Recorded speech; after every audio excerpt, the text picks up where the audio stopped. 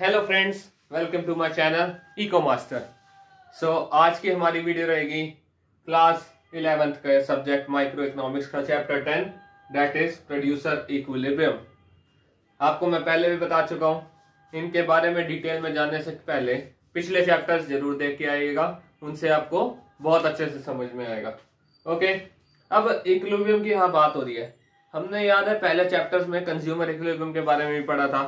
Okay, consumer equilibrium में क्या था, उसमें हम अपनी यूटिलिटी को मैक्सिमाइज करते थे। एक ऐसी सिचुएशन थी कंज्यूमर इक्विलिब्रियम की जहां पे यूटिलिटी हमारी मैक्सिमम हो रही है, सेटिस्फेक्शन हमारी मैक्सिमम हो रही है। उससे अगर हम कंजम्पशन ज्यादा करेंगे या कम करेंगे तो हमारी यूटिलिटी या सेटिस्फेक्शन कम हो जाएगी। ये तो थी कंज्यूमर की सिचुएशन। प्रोड्यूसर का क्या है? प्रोड्यूसर को क्या चाहिए होता है? Utility? I don't think so. Producer मांगता है प्रॉफिट। तो यहां पे प्रॉफिट की बात होगी।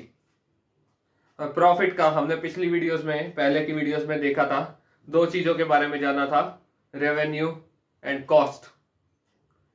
और उसका एक फॉर्मूला हमने निकाला था, profit is equal to revenue minus cost. Okay, तो आप समझ के देखिए। तो इसमें हम प्रोड्यूसर इक्विलिब्रियम के बारे में जानेंगे। प्रोड्यूसर अपना मैक्सिमाइज करना चाहता है प्रॉफिट। ओके, तो हम उसके थ्रू प्रोड्यूसर इक्विलिब्रियम के बारे में जानेंगे। तो इसके हम देखते हैं क्या क्या टॉपिक्स में रहेंगे। सबसे पहले तो what is a producer. Producer क्या होता है? कंज्यूमर जो कंजम्पशन करता है, जैसे हम लोग कुछ खरीदने जाते हैं मार्केट में, जो जो चीजें हम कंज्यूम करते हैं एंड ऑल, वो कंज्यूमर का आया। तो प्रोड्यूसर क्या चीज है?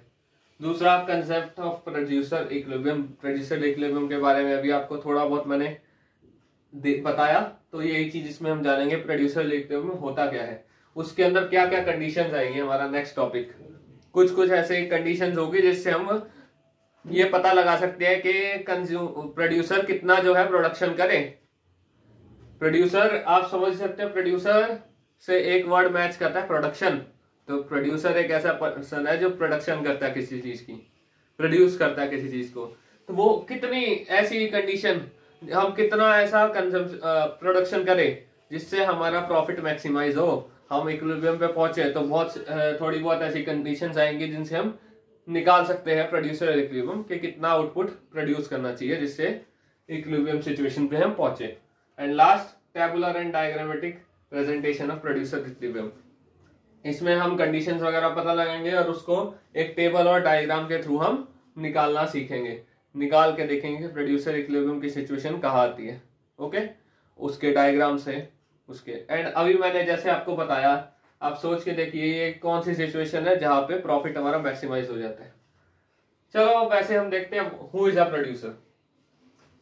हमारा पहला टॉपिक यही है, who is a producer. A producer is an economic agent who undertakes production with a view of maximising profit. Producer basically एक इकोनॉमिक एजेंट है जो क्या करता है, प्रोडक्शन, और उसका व्यू क्या होता है कि वो प्रॉफिट को अपना मैक्सिमाइज करे। यही वो चाहता है कि प्रोडक्शन करे और प्रॉफिट मैक्सिमाइज करे। Okay, he achieves his goal by maximising the difference between revenue and cost. अभी हमने पिछली चैप्टर में देखा था रेवेन्यू के बारे में, उससे पहले भी हमने देखा था कॉस्ट के बारे में।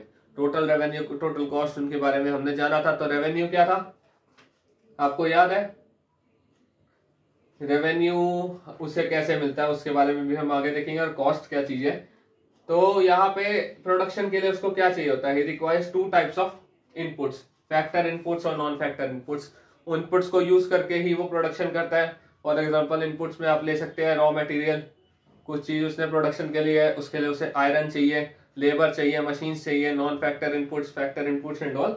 तो ये सारे इनपुट्स जो है उनको यूज करके ही वो प्रोडक्शन करेगा। Expenditure on these leads to cost of production. ये जो इनपुट्स है इनके ऊपर जो एक्सपेंडिचर लगता है, जैसे लेबर हमें खरीदनी पड़ती है, मशीन वगैरह खरीदनी पड़ती है, रॉ मटेरियल खरीदना पड़ता है, उन पे जो हम खर्चा लगता है, जो उनकी वो जो है कॉस्ट ऑफ प्रोडक्शन कहलाती है। वाइल जब वो गुड प्रोड्यूस हो जाता है, उसको जब हम सेल करेंगे, sale of goods and services leads to revenue. जो उनको जब हम प्रोड्यूस कर लेते हैं, उसके बाद जब हम उन्हें बेचते हैं, तो उनको बेचने से जो हमें पैसे मिलते हैं वो हमारा रेवेन्यू आता है, दैट लेट्स टू रेवेन्यू। अब यहाँ पे एक चीज देखिए, खाली गुड्स की बात नहीं हो रही, गुड्स एंड सर्विसेज दोनों आ रही है। तो यहाँ पे समझिए, खाली गुड्स की बात नहीं होती, सर्विसेज की भी बात होती है।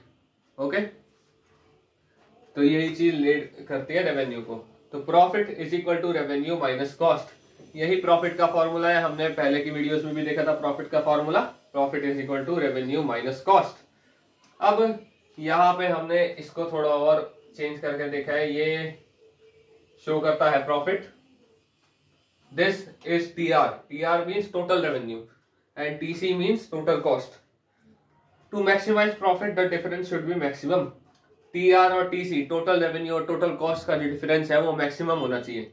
जब उन दोनों के बीच का डिफरेंस मैक्सिमम होगा तो प्रॉफिट भी हमारा मैक्सिमम होगा। इसको आप कैसे, जब टीआर बढ़ता जाएगा और टीसी कम होता जाएगा तो उन दोनों के बीच का डिफरेंस भी तो बढ़ता जाएगा।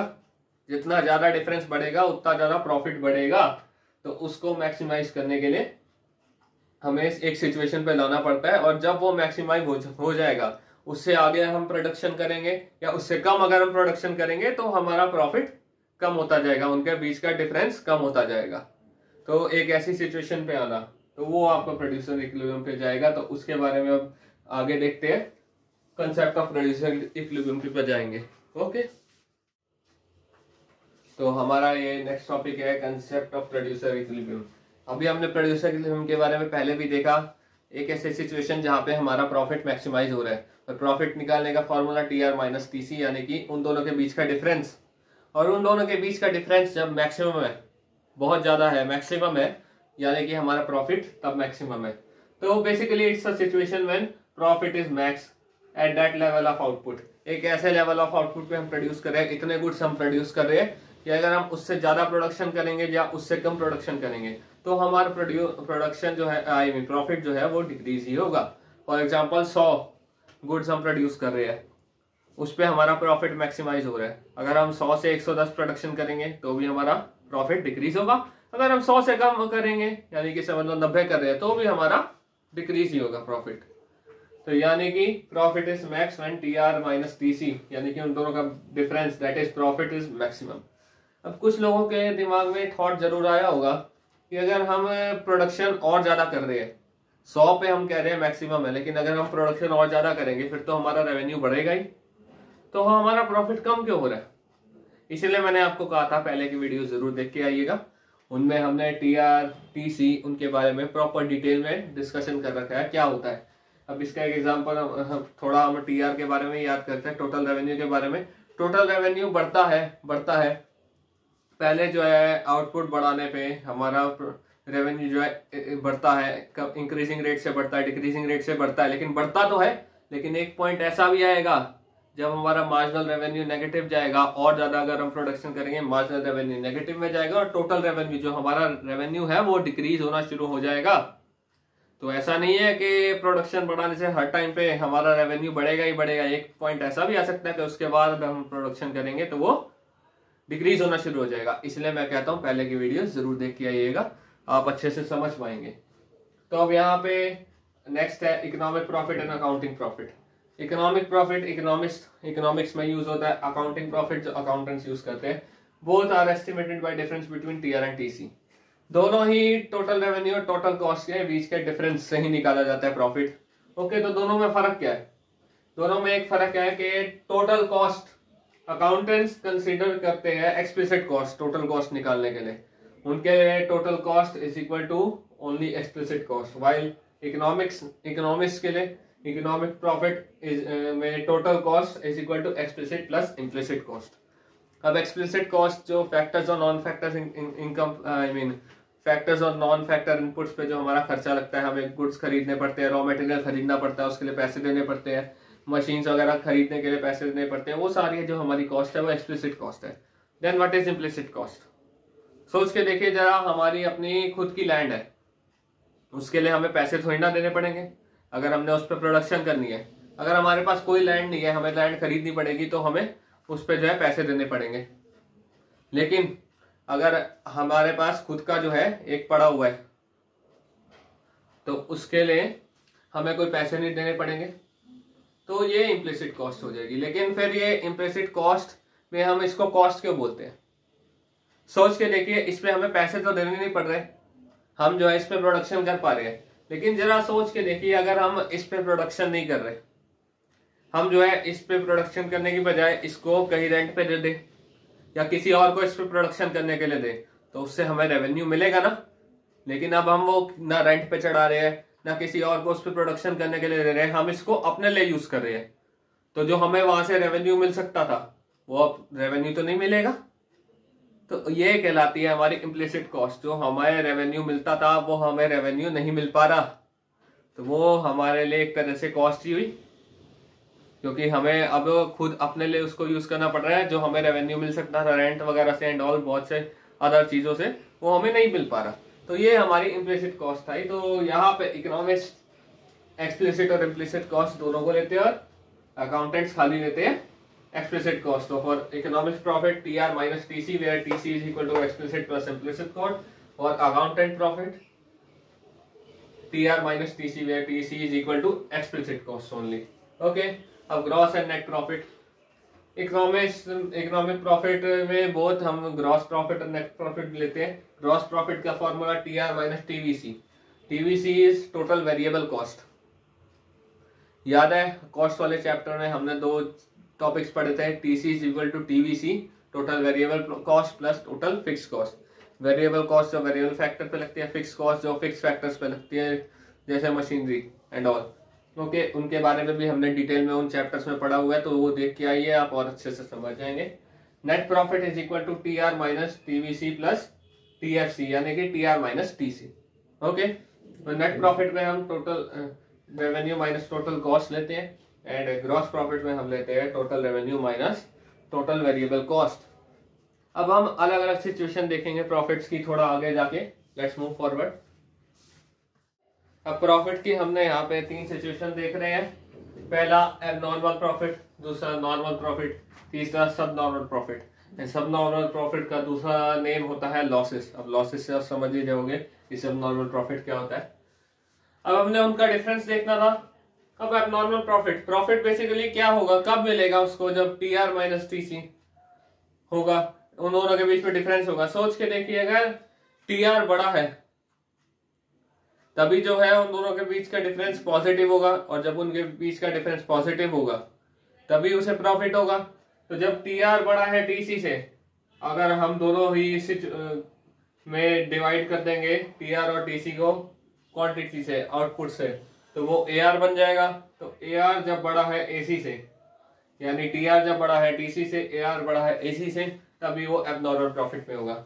नॉर्मल प्रॉफिट फिर क्या सिचुएशन हुई, जब दोनों इक्वल है। When TR by is equal to TC, total revenue बराबर है टोटल कॉस्ट के, यानी कि TR by Q is equal to TC by Q, यानी कि AR equal to AC। वो सिचुएशन है नॉर्मल प्रॉफिट की। और सब नॉर्मल प्रॉफिट क्या हुआ, सब नॉर्मल प्रॉफिट यानी कि लॉसेस। अब लॉसेस कब होंगे, जब हमारी कॉस्ट ज्यादा है, रेवेन्यू हमें उतना मिल नहीं रहा जितनी हमारी कॉस्ट है। ओके, तो जब TR टोटल रेवेन्यू हमारा कम है टोटल कॉस्ट से, TR by Q दोनों को क्वांटिटी से डिवाइड कर दो, आउटपुट से डिवाइड कर दो, when average revenue is less than average cost। तो अब लॉसेस तो समझ ही गए होंगे, एबनॉर्मल प्रॉफिट भी समझ में गए होंगे। नॉर्मल प्रॉफिट में आई थिंक थोड़ा कंफ्यूज हो रहे होंगे। जब ये दोनों बराबर है तो प्रॉफिट कहां से हुआ। तो basically normal profit it's defined as minimum return that a producer expect from his capital invested in business.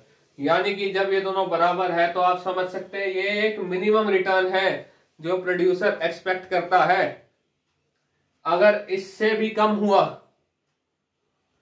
Situation ऐसा आ गया जब ये दोनों बराबर है, तब तक तो वो काम करेगा, लेकिन अगर इससे नीचे चले गए तो वो सिचुएशन आ जाएगी लॉस की। तो ये सिचुएशन है मिनिमम रिटर्न की। If minimum return is not available, ये मिनिमम रिटर्न भी नहीं मिल रहा उसे, he will withdraw his capital from existing use. जहां उसने अपनी कैपिटल लगा रखी है, जहां उसने पैसे लगा रखे हैं अपने, वहां से वो हटा देगा उसे और कहीं और जाके इन्वेस्ट करेगा, क्योंकि यहाँ उसे मिनिमम रिटर्न भी नहीं मिल रहा, तो लॉसेस की सिचुएशन ही आएगी। अब जब लॉस मिल रहा है तो क्या फायदा वहां काम करने का। ओके, और शिफ्ट कर देगा किसी डिफरेंट यूज पे अपने कैपिटल को। नॉर्मल प्रॉफिट आ रहा पार्ट ऑफ TC। ओके, अब कंडीशंस क्या है, नेक्स्ट हमारा टॉपिक क्या है, कंडीशंस ऑफ प्रोड्यूसर इक्विलिब्रियम। क्या क्या कंडीशंस है, basically a producer is in equilibrium when the following conditions are met. ऐसी 3 सिचुएशंस है। अब प्रॉफिट है क्या, मैक्सिमम कब होगा,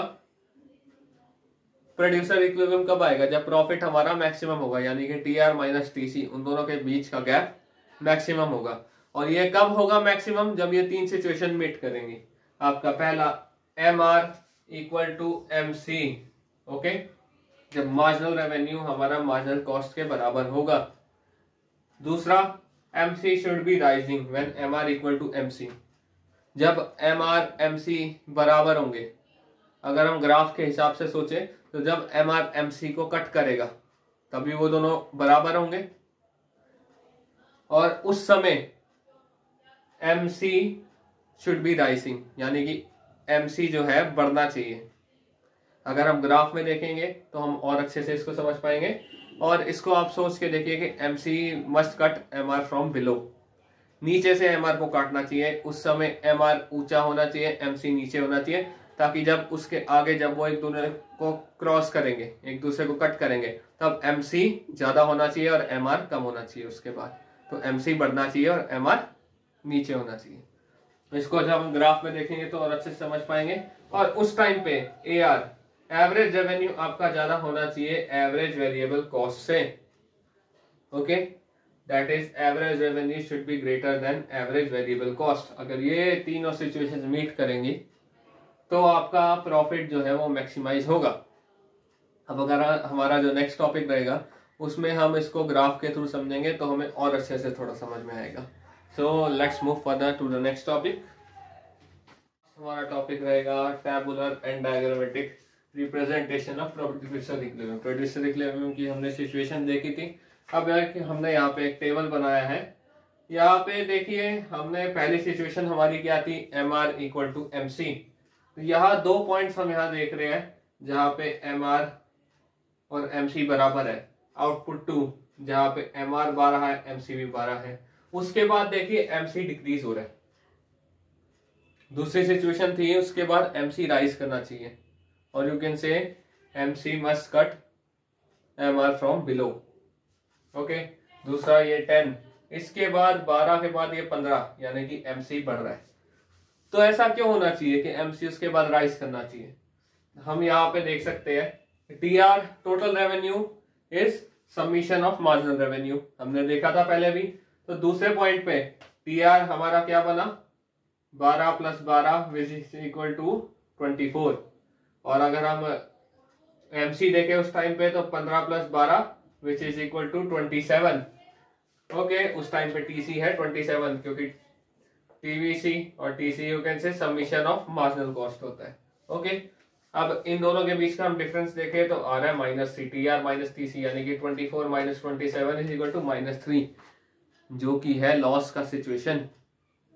थोड़ा और आगे बढ़ते हैं हम। अब जाते हैं हम 10 आउटपुट पे। इस पे देखिए हमारा टी आर बनेगा 120 जब हम इनको ऐड करेंगे, और यहां से लेके यहां तक जब हम ऐड करेंगे तो टीसी हमारा बन रहा है 100, ओके। तो इस पॉइंट पे हमारा ये प्रॉफिट बन रहा है 20, और ये जो है मैक्सिमम डिफरेंस होगा। अगर आप 9 पे जाओगे या 11 पे जाओगे तब टी आर और टीसी आप निकालोगे तो वो डिक्रीज ही होगा, उन दोनों के बीच का डिफरेंस। इससे पहले जाओगे 10 से या 10 के बाद जाओगे तो हमारा डिफरेंस जो है वो डिक्रीज होगा। आप चाहे निकाल के देख सकते हैं, ये 12 को 12 इंटू 9 निकाल के देखो, और फिर इन सबको 15, 12, 10, 9 इन सबको ऐड करो 10 तक, तो वो डिक्रीज आएगा इन दोनों के बीच का डिफरेंस। या और आगे चले जाओ तब भी उन दोनों के बीच का डिफरेंस डिक्रीज होगा। तीसरा कंडीशन ये था, तीसरा कंडीशन भी आपने देखा था। तो वो पॉइंट तीसरा कंडीशन शो क्या करता है कि अगर वो इतना भी बराबर नहीं हो पा रहा, हमने याद है जब नॉर्मल प्रॉफिट वाला सीन देखा था, तो अगर वो बंदा नॉर्मल प्रॉफिट भी नहीं गेन कर पा रहा तो वो प्रोडक्शन करेगा क्यों? तो वो पॉइंट एक ऐसा सिचुएशन होना चाहिए जहां उसको उसकी variable cost A R should be greater than equal to AVC, okay. ये A R should be greater than equal to AVC, average variable cost. अगर वो अपनी वेरिएबल कॉस्ट ही नहीं कवर कर पा रहा तो वो छोड़ देगा अपना काम, ओके। तो यही चीज वो है, अगर वो अपना वेरिएबल कॉस्ट भी कवर नहीं कर पा रहा तो कुछ नहीं कर पाएगा वो। और यही हमने उसका ग्राफ देखा, 2 वाला सिचुएशन था। अभी देखिए वो डिक्रीज हो रहा है, यानी कि ऊपर से कट कर रहा है एमसी। ये straight line M R equal to MC है, हमने पहले ग्राफ्स में देखा था, पहले की वीडियोस में। परफेक्ट कंपटीशन का ग्राफ है M R equal to MC का, वो ऊपर से नीचे जा रहा है, सेकेंड सिचुएशन पे है। तो इसके बाद वो डिक्रीज कर रहा है एमसी, यानी कि देखा था हमने 12 से 10, 10 से 9, 10 फिर 8, तो वो डिक्रीज कर रहा था, तो हमारे को डिक्रीज ही हो रहा था उन दोनों के बीच का डिफरेंस। यही जब वो 10 पॉइंट पे, यानी कि ये Q2 वाला पॉइंट है, इससे बाद वो राइज कर रहा है, तो MC must cut M R from below. अगर हम इससे आगे जाएंगे, इस पॉइंट पे देखिए इन दोनों के ये वाला सिचुएशन बन रहा है एरिया आपका। इससे अगर हम आगे जाएंगे तो यहाँ पे 11वें पॉइंट पे 10, 11 Q3 और Q2, और ये 10, 11 T और Q2, ये बना हमारा TR का, ये बना हमारा TC का। तो इन दोनों के बीच का गैप देखो, ये जो ट्राइंगल है ये नेगेटिव में जा रहा है, TC क्योंकि ज्यादा बन रहा है तो वो श्रिंक हो जाएगा।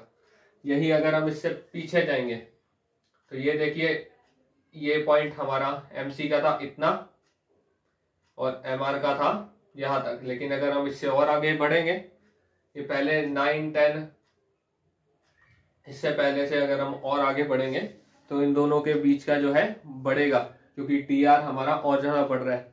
ओके, तो हम जो है प्रॉफिट को अपना और बढ़ा सकते हैं अगर हमें 9 से और आगे बढ़ रहे हैं। तो इस पॉइंट पे हमने देखा 10 से आगे जा रहे हैं तो 10, 11 Q3, क्योंकि Q3 तक इसलिए जा रहा है, TC जा रहा है क्योंकि वो MC है, Q3 Q2, और यहाँ पे 10, 11 T Q2। तो इन दोनों के बीच का डिफरेंस आप देख रहे हो ना, MC अब TC आपका ज्यादा बन रहा है क्योंकि ये एरिया शो करता है TC को और ये एरिया शो करता है TR को, क्योंकि ये MR तक जा रहा है। और MR और MC दोनों का सबमिशन TR और TC या TVC आप कह सकते हो उनको। ओके, तो इससे यही पता चलता है कि वो उसके बाद आगे श्रिंक कर रहा है। और अगर हम पीछे जाते हैं, पीछे 9 पे वो जितना बन रहा है, अगर हम और आगे जाते हैं 10 पे तो वो बढ़ता ही है एरिया TR का TVC से और ज्यादा। ओके, उन दोनों का डिफरेंस बढ़ता ही बढ़ता है। तो इससे हमने देखा, इस ग्राफ से भी हमने समझा और इस डायग्राम से भी हमने समझा, तो ये तीनों पॉइंट मीट करने चाहिए। तीनों कंडीशन जब भी मीट करेंगी तब हमारा जो है प्रॉफिट वो बढ़ जाएगा। ओके, आई होप आपको ये वीडियो पसंद आई होगी। तो इसके बाद हमारा नेक्स्ट रहेगा थ्योरी ऑफ सप्लाई, हमारा नेक्स्ट चैप्टर रहेगा चैप्टर 11। इससे पहले हमने डिमांड के बारे में देखा था, डिमांड में कंज्यूमर बेसिकली क्या क्या डिमांड करता है। अभी इससे ये चैप्टर हमने 10th प्रोड्यूसर पे देखा था। तो प्रोड्यूसर से सप्लाई का रिलेट होगा, सप्लाई यानी कि वो कितना गुड्स मार्केट में बेचना चाहता है, सप्लाई करना चाहता है, और कंज्यूमर करता है डिमांड, वो कितना खरीदना चाहता है। कंज्यूमर कितना बेचना चाहता है वो आपका सप्लाई में आ जाएगा, कंज्यूमर कितना खरीदना चाहता है वो आपका डिमांड में आ जाएगा। तो हमने डिमांड में और भी बहुत सारी चीजें पढ़ी थी, ऐसे ही वही चीजें आपकी सप्लाई में भी आएंगी।